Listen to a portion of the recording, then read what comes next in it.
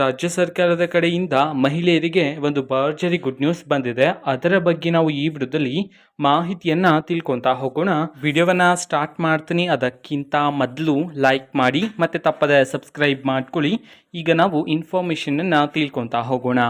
ಹೌದು, ರಾಜ್ಯ ಸರ್ಕಾರದ ಕಡೆಯಿಂದ ಮಹಿಳೆಯರಿಗೆ ಈಗ ಒಂದು ಭರ್ಜರಿ ಗುಡ್ ನ್ಯೂಸನ್ನು ತಿಳಿಸಿರ್ತಕ್ಕಂಥದ್ದು. ಅದು ಏನಂತಂದರೆ, ಉಚಿತವಾಗಿ ಎಲೆಕ್ಟ್ರಿಕ್ ಸ್ಕೂಟರನ್ನು ಮಹಿಳೆಯರಿಗೆ ವಿತರಣೆ ಮಾಡೋದಕ್ಕೆ ಸಂಬಂಧಪಟ್ಟಂತೆ ಈಗ ಯೋಜನೆಯನ್ನು ಜಾರಿಗೆ ಮಾಡಲಾಗಿದೆ.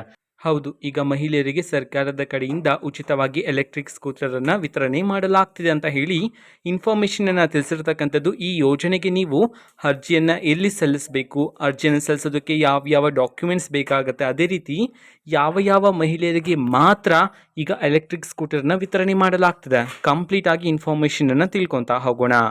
ಸೊ ನೋಡಿ, ಈಗ ಸರ್ಕಾರದ ಕಡೆಯಿಂದ ಯೋಜನೆಯನ್ನು ಜಾರಿಗೆ ಮಾಡಿರ್ತಕ್ಕಂಥದ್ದು. ಅದರಲ್ಲೂ ಸಹ BBMPಯವರ ಕಡೆಯಿಂದ ಈಗ ಎಲೆಕ್ಟ್ರಿಕ್ ಸ್ಕೂಟರ್ನ ವಿತರಣೆ ಮಾಡೋದಕ್ಕೆ ಸಂಬಂಧಪಟ್ಟಂತೆ ಇನ್ಫಾರ್ಮೇಷನನ್ನು ತಿಳಿಸಿರ್ತಕ್ಕಂಥದ್ದು. ಈಗ ಎಲೆಕ್ಟ್ರಿಕ್ ಸ್ಕೂಟರನ್ನು ಮಹಿಳೆಯರಲ್ಲಿ, ಅದರಲ್ಲೂ ಸಹ ಯಾರ್ಯಾರು ಮನೆಯಲ್ಲಿರ್ತಾರೆ ನೋಡಿ, ಸೊ ಅವರಿಗೆ ಎಲೆಕ್ಟ್ರಿಕ್ ಸ್ಕೂಟರ್ ಸಿಗೋದಿಲ್ಲ. ಯಾರ್ಯಾರು ಹೊರಗಡೆ ಕೆಲಸ ಮಾಡ್ತಾರೋ ಸೊ ಅವರಿಗೆ ಮಾತ್ರ ಈಗ ಎಲೆಕ್ಟ್ರಿಕ್ ಸ್ಕೂಟರ್ನ ವಿತರಣೆ ಮಾಡೋದಕ್ಕೆ ಸಂಬಂಧಪಟ್ಟಂತೆ ತಿಳಿಸಿರ್ತಕ್ಕಂಥದ್ದು ಮಾಹಿತಿಯನ್ನು. ಸೊ ಈಗ ಯೋಜನೆಗೆ ಅರ್ಜಿಯನ್ನು ಸಲ್ಲಿಸೋದಕ್ಕೆ ಯಾವ್ಯಾವ ಡಾಕ್ಯುಮೆಂಟ್ಸ್ ಬೇಕಾಗತ್ತೆ ಪ್ರತಿಯೊಂದನ್ನು ಸಹ ತಿಳ್ಕೊತಾ ಹೋಗೋಣ. ಸೊ ಮೊದಲಿಗೆ ಆಧಾರ್ ಕಾರ್ಡ್ ಬೇಕಾಗತ್ತೆ, ನೆಕ್ಸ್ಟ್ ನಿಮ್ಮ ರೇಷನ್ ಕಾರ್ಡ್ ಬೇಕಾಗತ್ತೆ, ನೆಕ್ಸ್ಟ್ ವಾಸ ದೃಢೀಕರಣ ಪತ್ರ. ಸೊ ಇದು ಕಂಪಲ್ಸರಿ ಆಗಿರುತ್ತೆ. ಅದೇ ರೀತಿ ನೀವು ಉದ್ಯೋಗ ಮಾಡ್ತಿದ್ದೀರಾ ಅಂತ ಹೇಳಿ ಉದ್ಯೋಗ ದೃಢೀಕರಣ ಪತ್ರ ಬೇಕಾಗತ್ತೆ. ನಂತರ ನಿಮ್ಮದು ಒಂದು ಪಾಸ್ಪೋರ್ಟ್ ಸೈಜ್ ಫೋಟೋ ಬೇಕಾಗತ್ತೆ. ಅದಾದಮೇಲೆ ಬ್ಯಾಂಕ್ ಖಾತೆಯ ಜೆರಾಕ್ಸ್ ಒಂದು ಬೇಕಾಗತ್ತೆ. ಸೊ ಇಷ್ಟು ಡಾಕ್ಯುಮೆಂಟ್ಸ್ ಬೇಕಾಗುತ್ತೆ ಈ ಯೋಜನೆಗೆ ಅರ್ಜಿಯನ್ನು ಸಲ್ಲಿಸೋದಕ್ಕೆ.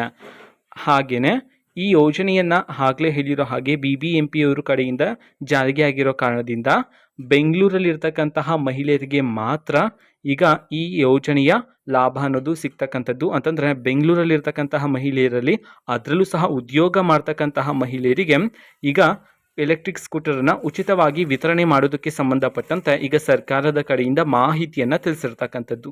ಓಕೆನಾ? ಸೊ ಈಗ ಈ ಯೋಜನೆಗೆ ಅರ್ಜಿಯನ್ನು ಸಲ್ಲಿಸೋದಕ್ಕೆ ಲಾಸ್ಟ್ ಡೇಟ್ ಯಾವಾಗ, ಇದನ್ನು ನಾವು ತಿಳ್ಕೊಳೋದಾದರೆ ಮುಂದಿನ ತಿಂಗಳು ಅಂತಂದರೆ ಮೇ 5ನೇ ತಾರೀಕು ಲಾಸ್ಟ್ ಡೇಟ್ ಆಗಿರುತ್ತೆ.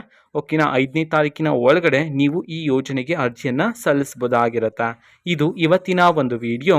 ಸೊ ಇದೇ ರೀತಿ ಗೃಹಲಕ್ಷ್ಮಿ, ಅನ್ನಭಾಗ್ಯ, ಶಕ್ತಿ ಯೋಜನೆ, ಯುವ ನಿಧಿ, ಗೃಹ ಜ್ಯೋತಿ, ಕಾಂಗ್ರೆಸ್ನ ಎಲ್ಲ ಯೋಜನೆಗಳಿಗೆ ಸಂಬಂಧಪಟ್ಟಂತೆ ಇಂಪಾರ್ಟೆಂಟ್ ಅಪ್ಡೇಟ್ಗಳು ನಿಮಗೆ ಈ ಒಂದು ಚಾನೆಲಲ್ಲಿ ಇಮಿಡಿಯೇಟ್ಲಿ ಸಿಗ್ತಿರುತ್ತೆ.